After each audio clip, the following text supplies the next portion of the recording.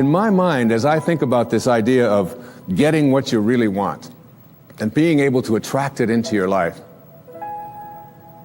what we have to look at is basically the obstacles that we have conditioned ourselves. And you notice I say that we have conditioned ourselves, because I have never believed that we need to be putting the responsibility on someone else. If you're conditioned, it's because you have allowed yourself to become that.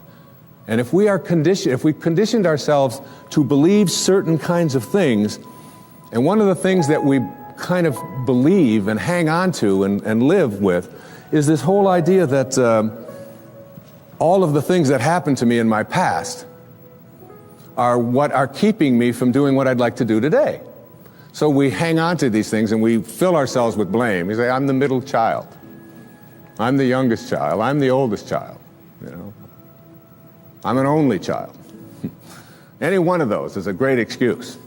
You know, if you're the youngest child, you can say, well, you know, how could I be making decisions for myself and be a fully functioning person today when I always had somebody else telling me what to do my whole life? How could I think for myself? If you're the oldest child, you can simply say to yourself, well, how could I be expected to think for myself? I always had to think for somebody else. I was always doing it for somebody else. And that leaves the middle child, you know, the classic identity crisis. Oh, poor me. My mother didn't even know my name. She was always calling me by this one's name or that one's name. So I don't know where I fit in. So that takes care of everybody except the only child. And of course, the only child, well, your parents looked at you and said, we won't be doing that again. Huh? You have to live with that, I don't. Huh?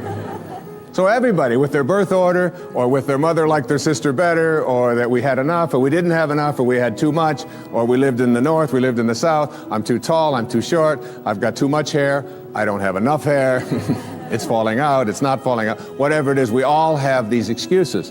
And I call all of these things that we hang on to and use to keep ourselves from reaching these higher places in our lives, the wake. I call it the wake. And the wake is comes from a story that I heard Alan Watts tell one time, and it was a very powerful story. He said, your life is like a boat, and it's heading up the river at, say, 40 knots, all right? And as it's going, you are somehow able to metaphorically stand on the stern, the back of the boat, and look down into the water. Now there goes your life in this direction, and you're standing here and you're looking down into the water. And you ask yourself these three questions. The first question, what is the wake? What is it? What is this thing that you see? And the answer, the wake is the trail that is left behind. That's what it is.